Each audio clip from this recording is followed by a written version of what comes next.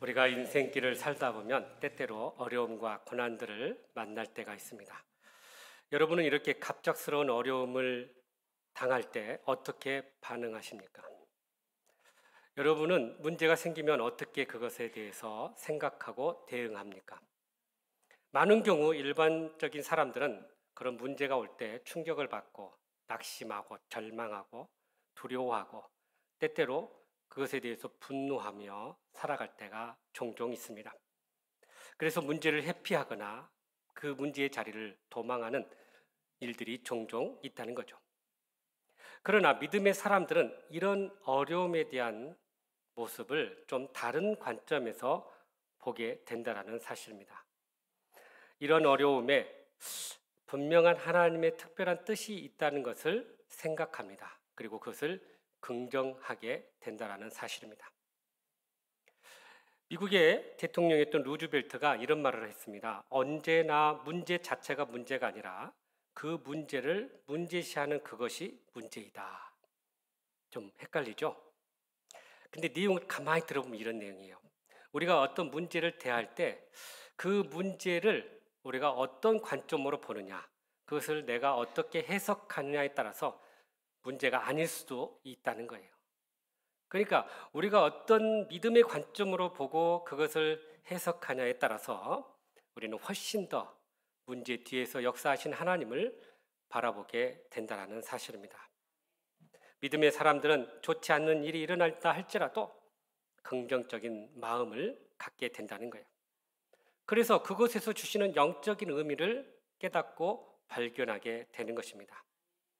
그래서 더 이상 그 문제는 문제가 아니라 오히려 그 문제 뒤에서 하나님께서 역사하시는 손길을 우리가 보게 되고 경험하게 된다는 사실입니다.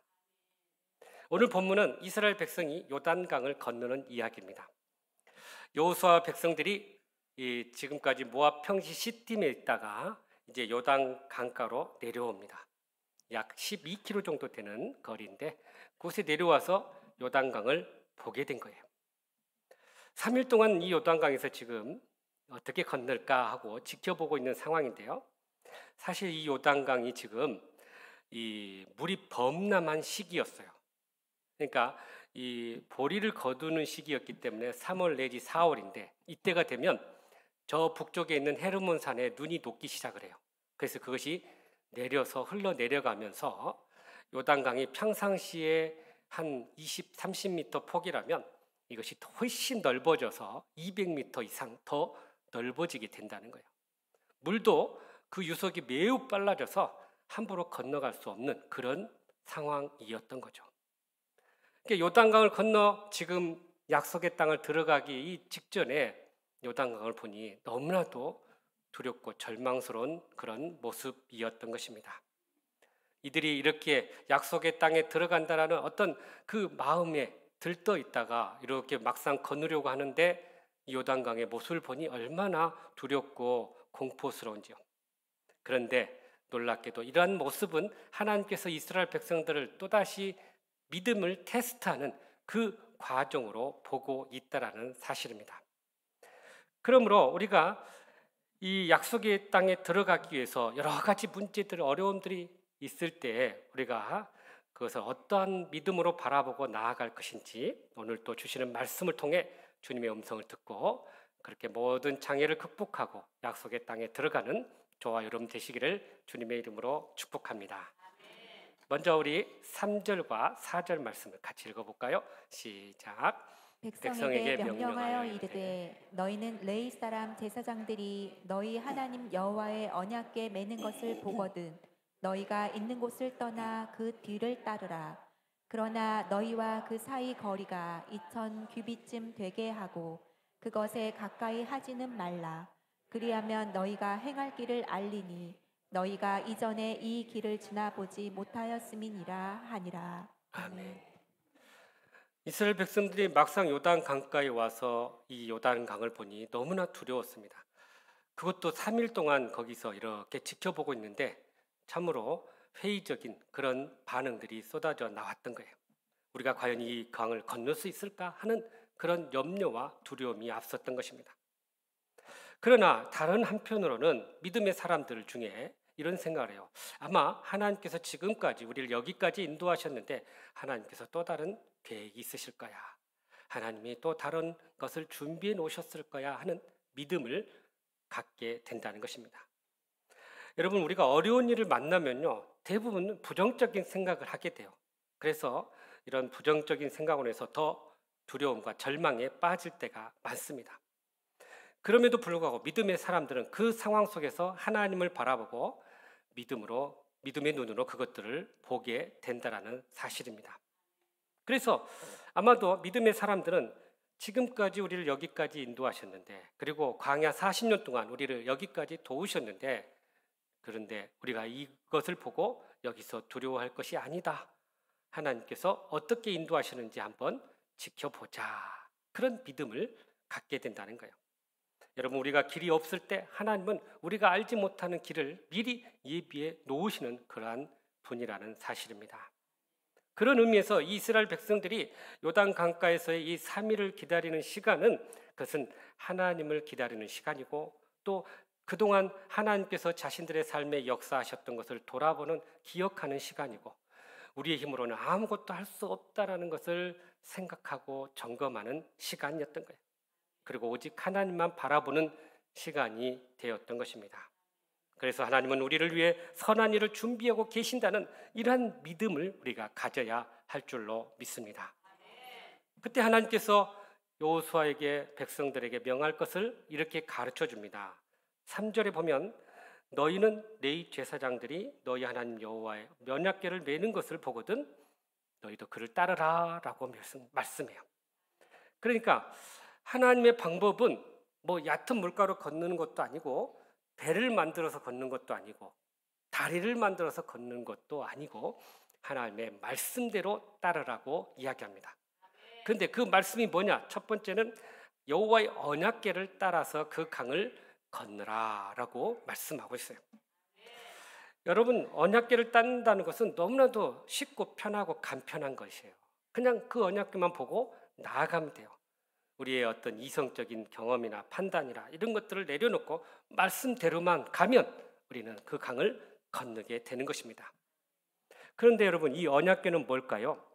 언약궤는 이 광야에서 자생하는 아카시아 나무를 잘라가지고 궤를 만들어서 앞뒤로 금을 입힙니다. 그리고 그곳에 3가지 물건을 집어넣는데요. 그게 뭐냐면 모세가 시내산에서 받았던 2 돌판과 아론의 쌍난 지팡이와 그리고 만나를 담았던 항아리가 그곳에 있게 돼요.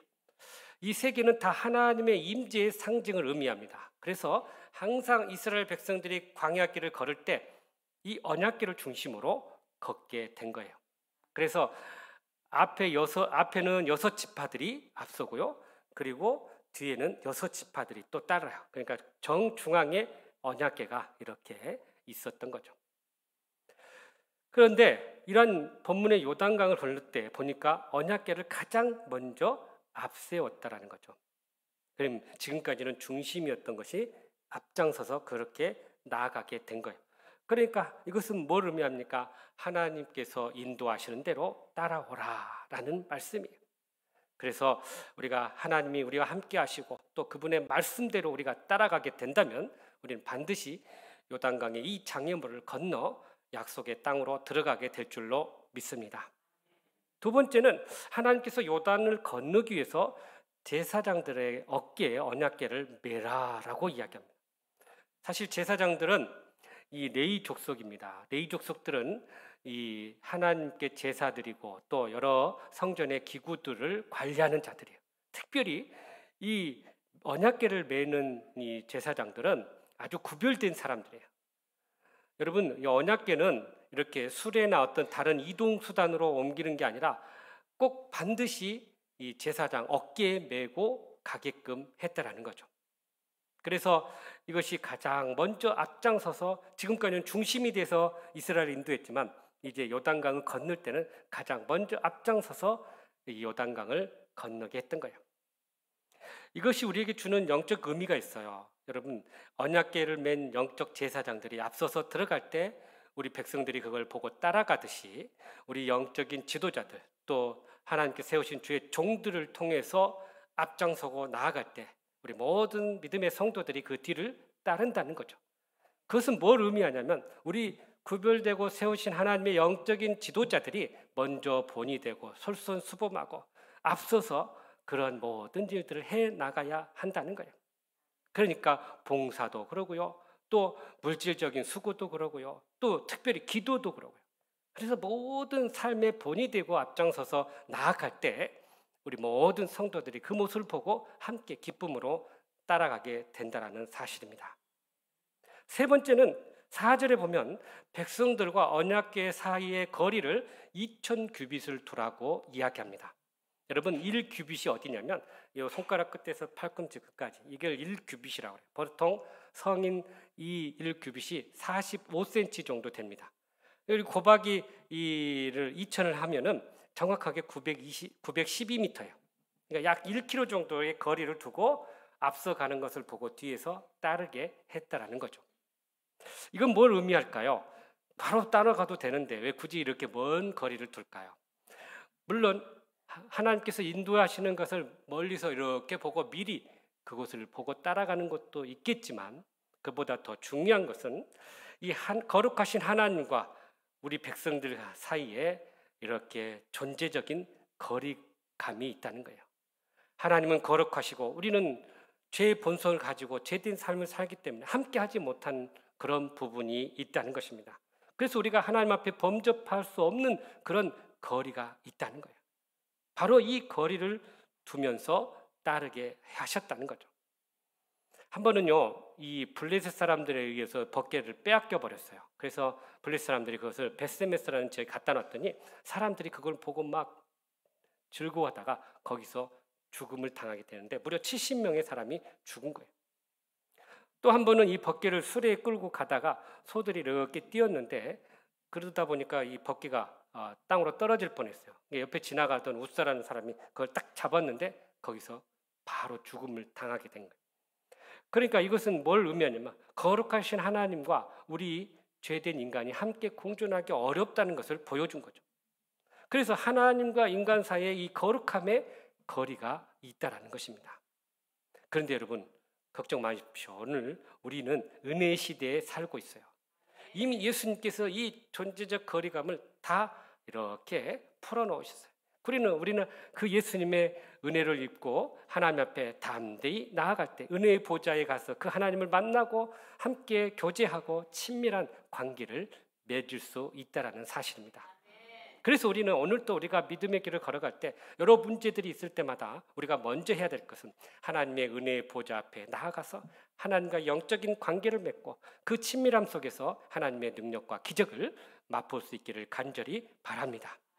그래서 우리는 더 이상 하나님과의 거리두기가 아니라 하나님과 더 밀접한 관계를 맺고 그렇게 문제 가운데서 승리해 나갈 수 있기를 간절히 바랍니다.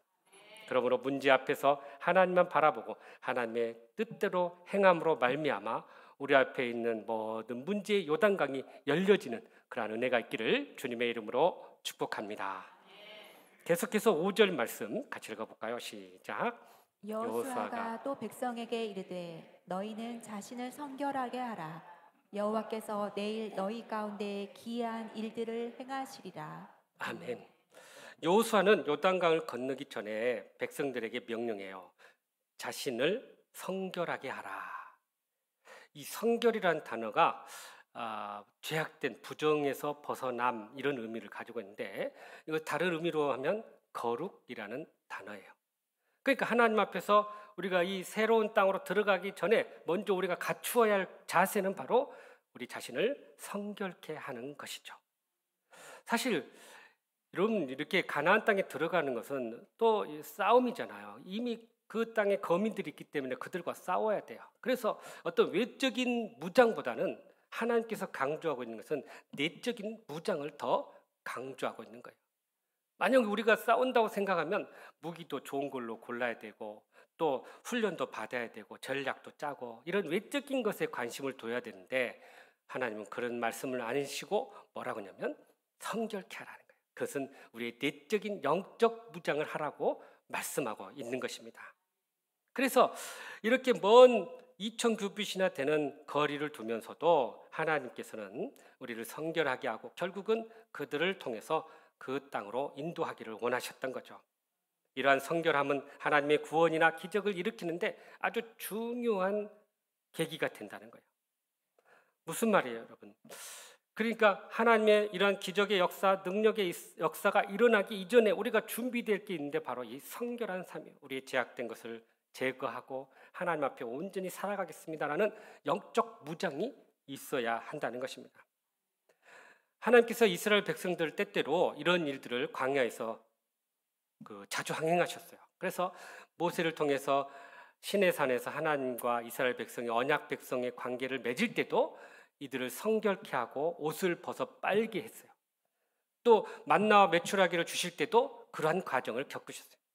그래서 그만큼 하나님의 백성으로서 거룩함을 그들이 회복되기를 원하셨던 거죠. 그래서 하나님의 기적을 경험하기 위해서 반드시 준비되어야 할 부분이 있는데 바로 이 성결한 삶이라는 거예요. 이 성결한 삶이 있을 때 우리가 이러한 은혜와 하나님의 능력과 기적을 맛보게 된다는 것입니다. 중요한 것은 바로 하나님의 능력과 기적이 나타날 때 우리에게 요구된 것이 있는데 바로 성결이라는 사실이에요. 여러분 이것을 반대로 생각하면 어떻게 생각하냐면 우리의 불신앙과 불순종이 결국 하나님의 기적과 능력을 방해하고 제한할 수 있다는 것으로 해석될 수도 있어요. 그래서 우리가 어떤 은혜와 능력을 경험하기를 원한다면 우리는 먼저 말씀 가운데, 기도 가운데 우리 스스로를 정결하고 성결하게 세워가야 한다는 사실입니다. 예수님도 많은 지역에서 기적을 베푸셨는데 유독 기적을 베풀지 않은 곳이 있었어요. 바로 자기 고향인 나사렛이었어요. 왜냐하면 사람들이 예수님 믿지 않았기 때문에. 그러니까 믿지 않고 불신앙하고 불순종하니까 거기서는 아무런 능력을 베풀지 않으셨던 거예요. 이처럼 우리가 하나님의 기적을 경험하고 하나님 앞에 더 귀하게 쓰임받기를 원한다면 우리는 언제든지 우리의 행실을 하나님의 말씀으로, 기도로 성결하게 또 거룩하게 세워가야 한다는 사실입니다. 하나님 앞에 중요한 게 뭘까요, 여러분? 많이 가진 것이 아니라는 거예요. 많이 배웠다고 해서 중요한 게 아니에요. 또 오랫동안 신앙생활 했다고 해서 그것도 중요한 게 아니에요. 또 많이 봉사했다고 해서 그것도 중요한 게 아니에요. 사실 이것은 다 보면 자기 의를 드러낼 때가 너무나 많아요. 그러나 하나님 앞에서 가장 중요한 것은 바로 늘 그 자신이 하나님 앞에서 정결하고 깨끗하고 성결하게 거룩하게 준비되는 그런 삶을 하나님이 기뻐 받으신다라는 사실입니다. 그래서 바울이 디모데에게 권했던 말씀이 있는데요. 디모데후서 2장 21절입니다. 같이 읽어보죠. 시작. 그러므로 누구든지 이런 것에서 자기를 깨끗하게 하면 귀히 쓰는 그릇이 되어 거룩하고 주인의 쓰임에 합당하며 모든 선한 일에 준비함이 되리라. 아멘. 그러니까 하나님 앞에 귀하게 쓰임 받기를 원한다면 또 이러한 능력과 은혜를 경험하기를 원한다면 우리가 깨끗하게 준비되어야 한다는 거예요. 그러면 여러분 우리가 스스로 이렇게 성결하고 거룩하게 될 수 있을까요? 그렇지 못하죠. 우리 안에 이 죄의 본성 때문에 그래요. 그래서 이 죄의 본성을 없애기 위해서 죄를 없애기 위해서 구약에서는 흠없는 동물들의 피를 통해서 우리의 죄를 제거하고 그렇게 하나님 앞에 나아가게 된 거예요. 그러나 이제는 예수 그리스도의 보혈의 피로 말미암아 이제 더 이상 피의 제사가 필요 없게 된 거예요. 다만 아직도 남아있는 우리의 안에 이 죄의 본성을 극복하기 위해서는 디모데후서 4장 5절 말씀처럼 말씀과 기도로 거룩해지게 된다는 사실입니다. 우리는 매일매일 말씀과 기도를 통해서 그렇게 거룩함으로 세워져야 한다는 사실이에요. 사랑의 갈고라는 책을 쓴 체스터톤이라는 저자는 늘 그가 생활 속에서 늘 하나님께 기도를 했답니다. 식사할 때뿐만 아니라 길을 걸을 때, 일을 할 때, 또 운동을 할 때, 책을 볼 때마다 계속 기도했다는 거예요. 왜 그랬을까? 그 이유를 이렇게 소개하고 있어요. 일상의 모든 순간순간이 감사할 일이며 일상의 삶이 모두 거룩한 것이며 이 일상 속에서 하나님을 발견할 수 있기 때문에 그는 늘 이렇게 기도하며 살았다는 거예요. 그래서 그는 천국을 보는 눈을 뜨게 되었고, 그래서 거룩한 삶으로 나아갈 수 있었다는 것을 고백하고 있습니다. 감리교를 창시한 요한 웨슬로도요, 이 거룩한 삶을 위한 5가지 질문을 매일 했다고 합니다. 첫 번째는 내가 기도를 충분히 하고 있는가? 두 번째는 항상 감사하고 있는가? 세 번째는 하나님을 두려워하는 마음으로 죄를 멀리하고 있는가? 네 번째는 하나님이 기뻐하실 말과 행동을 하고 있는가? 마지막 5번째, 내 안에 임재하시는 하나님의 사랑을 느끼고 있는가? 계속 이런 걸 점검하면서 자신의 거룩함을 유지해 나갔다는 거예요. 스펄전 목사님도 이런 말을 합니다. 중요한 것은 외적인 모습의 어떤 신앙적인 언어를 하는 것이 거룩한 게 아니라는 거예요. 내면에 하나님의 성품을 소유하고, 그리고 예수님처럼 행동하고 예수님처럼 닮아가는 것이 진정한 거룩이다라고 고백하고 있습니다. 복음주의 사역자 게리 토마스가 쓴 책이 있어요. 거룩이 능력이다라는 책이 있는데요, 이분이 또 여기서 이런 이야기를 해요. 우리가 거룩을 통해서 하나님의 영광을 회복하고 하나님의 임재 안에서 체험의 신앙을 소유할 때, 그때 비로소 우리가 놀라운 신앙의 변화가 일어나게 된다라고 이야기해요. 그래서 그분이 이런 말을 해요. 우리의 눈, 입, 귀, 또 머리, 손, 발, 이것이 다 하나님의 거룩한 도구가 되어야 된다라고 말씀하고 있습니다.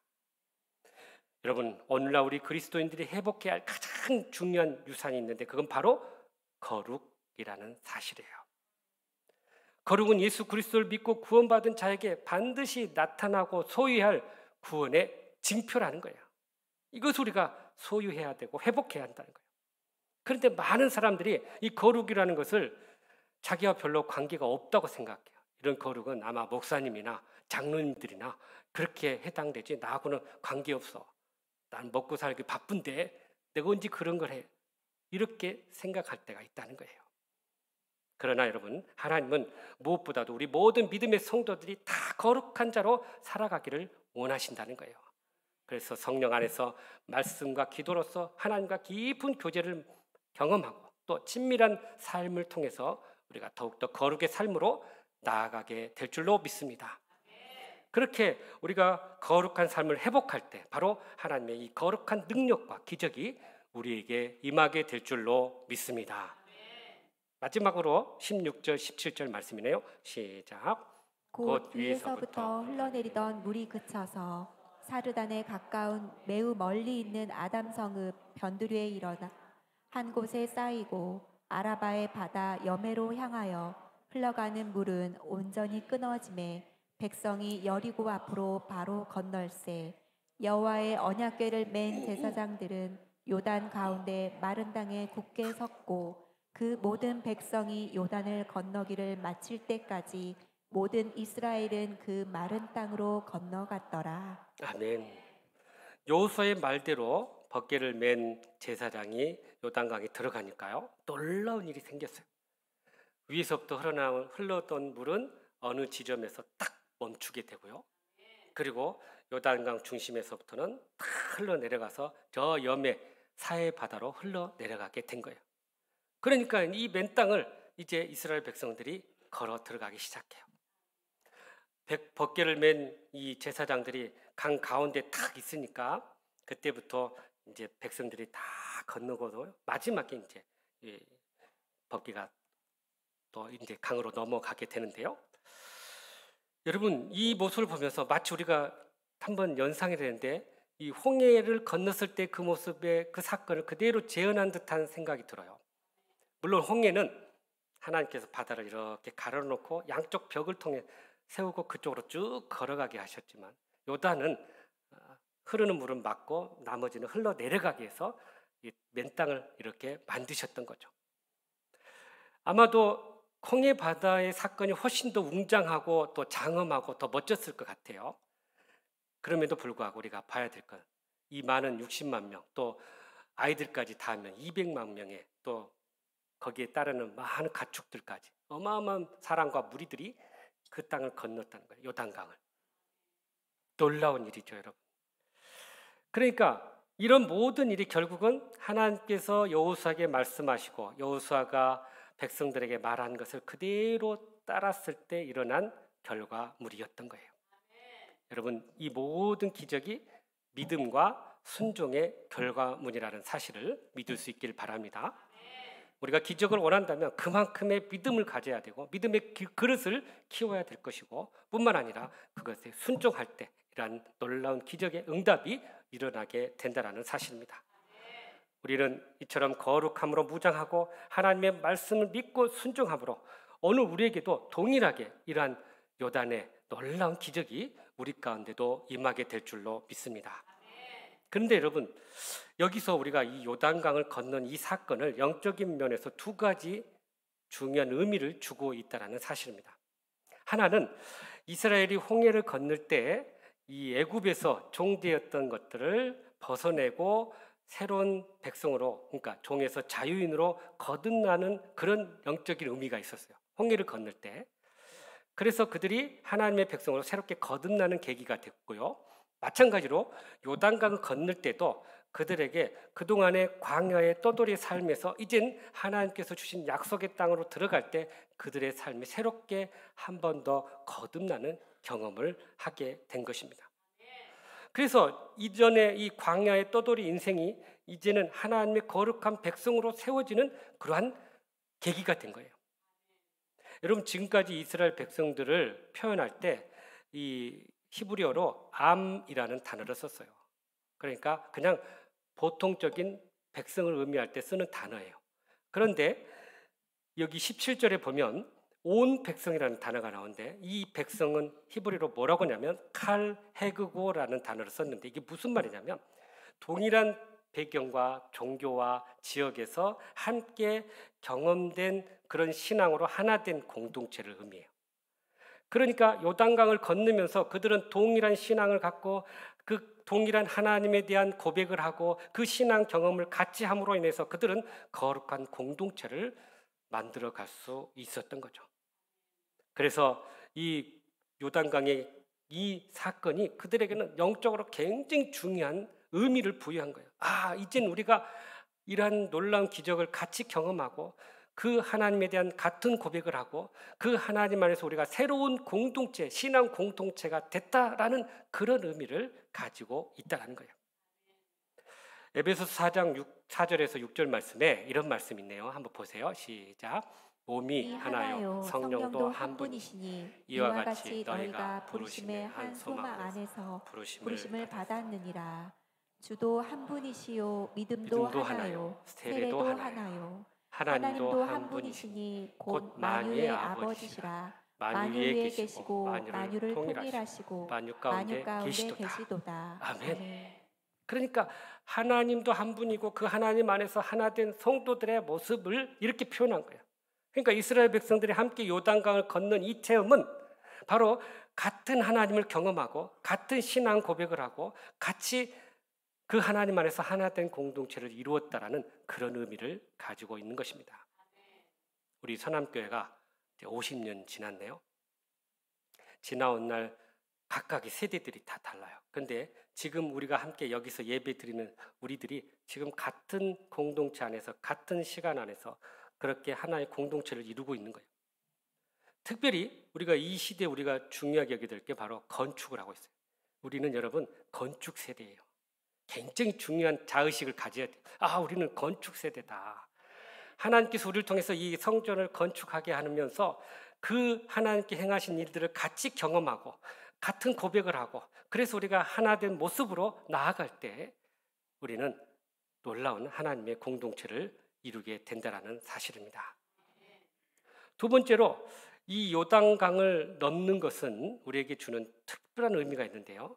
사실 홍해를 도해할 때는요, 죄를 씻는다는 의미에서 이 세례에 많이 비유를 했어요. 그래서 이 바다를 건너면서 우리가 이제 노예의 삶에서 죄된 삶에서 하나님의 거룩한 백성으로 바뀐다. 해서 홍해를 건널 때 이 죄 씻음의 세례를 비유를 하고 강조를 하죠.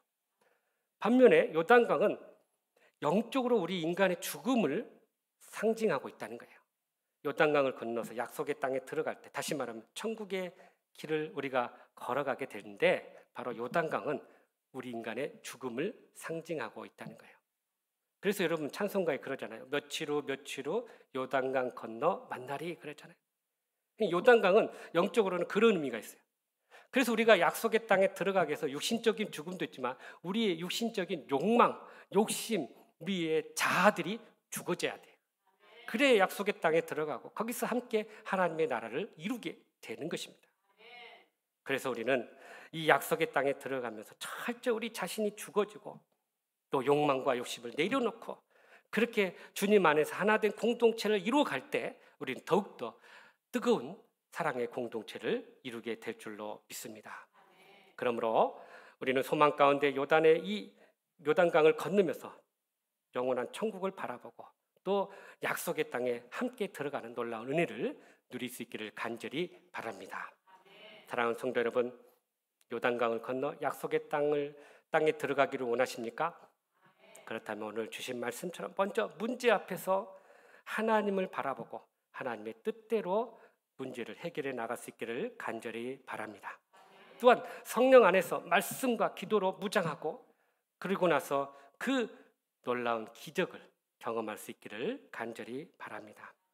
나아가서 믿음과 순종의 삶을 통해서 요단강을 건너 하나님 주신 그 약속의 땅에 함께 들어갈 수 있기를 간절히 바랍니다. 그래요 우리 모두가 하나님 예비하신 약속의 땅에 들어가 기쁨으로 그 기쁨을 누리고 또 하나 되는 그런 복된 삶이 되시기를 주님의 이름으로 축복합니다.